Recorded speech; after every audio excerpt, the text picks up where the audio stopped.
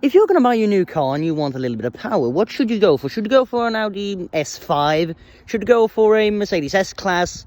Or should you just go for a standard BMW 320d M Sport, which is the one we have right here? We don't have the little cine blast that or the tag that you used to have here, but that is actually optional because you're watching Indians YT and this is the car review series. So going into the sedan version of this, it is still pretty bland because not complaining or anything, but this is the newest generation, so we still have the 7th generation dials, and it's not too much to complain though. The interior system is smart as well. You can go back and forth with this. It doesn't function as a touch screen as you do in the newer 3 series, such as, like, I don't know, a 2021 model maybe. I mean, it's pretty decent. I think I said it in the last video. The lower technology is in the 3 series, the more advanced is in the 7 series, which is why the 5 series is just my type, basically. But yeah, you can do phone calls and everything in this as well. It's pretty standard. It's not a manual locking as they have today. It is the manual functioning. So yeah. And these are also the M Sport seats, so they're a little bit hard to sit in. But never mind, here in the, when you're driving as well, you have great headroom clearance. So if you're over 6 foot, you're not going to struggle too much. And yeah, the windshield is all right size, I guess. That wasn't on purpose. We got the standard Goodyear tires with the 20-inch alloys. And as usual, you can also upgrade those to 22-inch if you would like that. I'm just going to move these chocolate bars out of the way. In the rear seats, it is actually kind of like business class here as well. See, there's loads of room in the footwells, all right knee size. This is a sedan version. You also have great headroom clearance. However, if you want to have more people in the car, just go for a touring. In the middle, however, you're gonna struggle a bit because the transmission may be here, so you may have to space out your legs a bit more. But you can also control your heat gestures and everything here, which comes as standard. And there's a little bit of glove box here that you can also get into. Just that I don't know how. So it's pretty standard, this car. It's like modernized for being such a new car. That's a 2018 model, and the M is all covered over it. And here as well, you got these, I don't know what you call this type, but it's like these renders. It looks fairly nice in these size. Yeah, the M Sport badge is still on here, though. It's on the sides here. On the other side, I think I showed you that. And it's on the gearbox stick right there. Moving on to the boot. Well, in a standard M class, you don't get as much. You don't get the standard 380 liters. I think in this you get 360, maybe 370. And there is a little bit of cupboard space under there as well. So yeah, the boot is an alright size for a sedan. If you want to pack more things, go for a touring. There's the button to fold down your seats. And yeah, a net does not come as standard for a sedan. So yeah, what should I say about this car? Well, decent. Should we go for a drive? Of course we are. So here as well in the passenger seat, you also have all right size, although I have my seat very close up the wise, which is why you guys don't see as much as you probably used to. Seat belts are just standard, basically. And here as well, turning on the interior system is also in digital. That's the only thing that I kind of disagree about this car, is that this is an 8th generation BMW, basically the newest, but you still have the 7th generation dials, which I'm just not comfortable in a way. It's just, I don't know. It's not really that much for me, but I don't complain too much. And yeah, apart from the 5 series that I reviewed, this one doesn't come with a plastic rim. As you can see, it actually comes with the, what is this, metal or aluminium, kind of feels metally, and it doesn't show fingerprints that well. So yeah, but it does scratch really easy as well, but that's apart from the only thing, because the plastic one, oof, it just shows everything in there.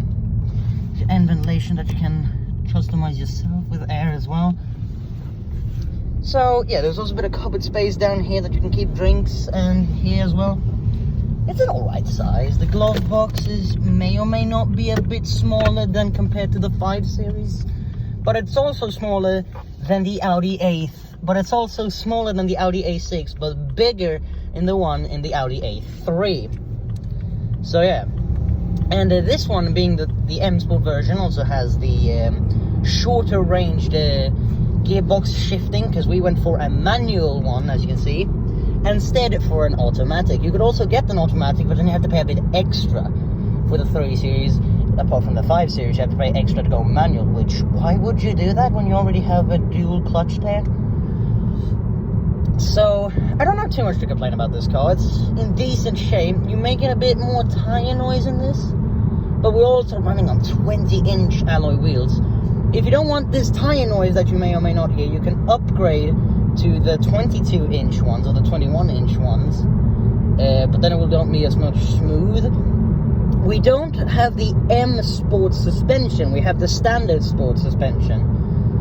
And but everything else in this is basically M tuned. You have 190 horsepower and 400 Newton meters in this as well, going rear wheel drive. If you want the 4-wheel drive, then go for the X-Drive version. However, if you don't like a hard bumpy ride, this is supposed to be the Sport suspension that we're traveling on. It's supposed to be a little bit more stiffened, but no, I didn't feel it too much. But if you do want a bit more comfortable rides, go a bit sleeker, you could go for the standard suspension. If you want more comfortness, I think you can get that in the 3 Series, but you can also upgrade to adaptive dampers, which you have to pay extra for. But if you want a very comfortable ride to slacken on a cloud, you should really go for it. Because adaptive dampers, they slacken off the suspension when you're in comfort mode, which is the standard mode you get for this as well. Heading on. In terms of economy on this, well, as usual, you have a selected button. Putting it into eco mode, it will show up on the display here as well. This engine is supposed to be doing, well, a standard 320 is supposed to be doing 55 miles per gallon. As average, this thing is supposed to do 65, I think. And we're getting 6. So that is, it's somewhere between 36.5 and 41.5 miles per gallon, which isn't too bad for this engine. It's actually really, really good for this. Traveling along as well, it has high decent standards for this economy-wise mode. You see also change when you change gear. On this we have saved an average on 1.2 as well. And then moving on to the so-called aerodynamic. If you want the higher performance model in an M Sport, you could go for the 330. Or if you want the full fat performance pack, go for the M340. The M340 doesn't come in a diesel version. 340 Mi only comes in a petrol version. You could get it in sedan or touring model. In this one we had the straight 4 engine. In the 330 you had the straight 6. In the M340 I think you have a V6. Might be a straight 6 in that as well, to be honest. But this one feels alright. It's a decent size, it's in decent shape, it moves along the road just fine. It's not, it may or may not be as smooth as the 5 Series, but it's very comparable to a standard, let's say, Mercedes C-Class. And then moving along the dials as well, you can also press it up into comfort mode again, and then move it further up into sports mode, which stiffens up the suspension and you get a little bit more response on it. Should we go forward now? However, with this as well being the M Sport version, you could also do you could also be a bully racer on the road, of course. So pulling this down from 6th to 3rd gear should be in no further way. Should we floor it? It moves down. You can do one more gear. So this thing moves along fine. I mean, this thing actually picks up really, really well. It really, really flies on the road for being a straight 4 engine. You can rev it up to 4.5, which is the dials here. Okay, that's enough. So this thing moves along pretty dang quick for being a straight 4. So if you get the 330, you may or may not struggle for traction being a rear-wheel drive car. And it's also beginning to rain, which isn't the best when recording these videos. And if you want to have more fun, since this is an M Sport and has the Sportage Pack upgrade, moving further along the dial, you can actually press it up one more, going into Sport Plus, which will remove the traction as well. So you may or may not have as much stability on the road. You will have a little bit more on the throttle response. It will kind of like jiggle the car. However, in the 330, when you have it in Sport Plus, it is very more responsivative, meaning that you can kind of have a bit of this jiggles in the seat very easily. Apart from this one actually gets more comfort rather than sportiness when being, what should I say, fine on the throttle. So it isn't too much either in this as well. So it's pretty, well, okay. What can I say? It's a pretty relaxing car anyway. You get sportness, you get comfortness, you get eco in this as well. It is down on 6.3. Yeah, it is along what I said earlier. So miles per gallon, I don't know how to transfer it really. Just Google like 6.1 transferred per kilometers per 100 liters. No, 1 liter per 100 kilometers, 6.1 to miles per gallon. And then you will get the results. So, what is my verdict on this car? Well, it's an alright shape. I don't really know anything else to say in this. It's just, it cruises along the road like any normal, for example, Volvo that's in front of us. It really doesn't feel as much as sporty as you would expect, apart when you have it in sports mode, since BMW also have all-right traction. There's the turning section over here. We did that in the 5 Series. This one also hooks up really great since it also has the Pilot, I think, tires. So we're coming in not too fast, but we're coming in decent speed, and it hooks up. It hooks up just fine as well. You get the sports in this response on the engine. Yeah, see what I mean? It's like they jiggle.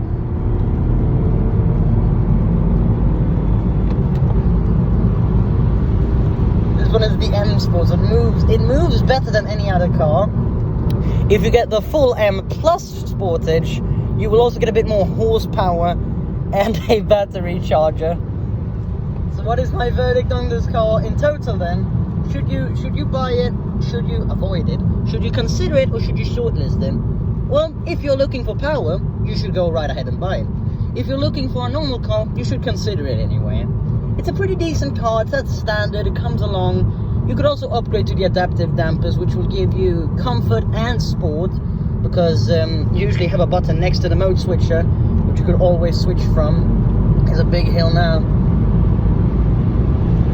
which it will picks up from. It picks up speed really great as well for being a straight four. So if you're looking for sportiness and power, this is the one you should go for. However, thank you guys for watching this video. See you in the next one.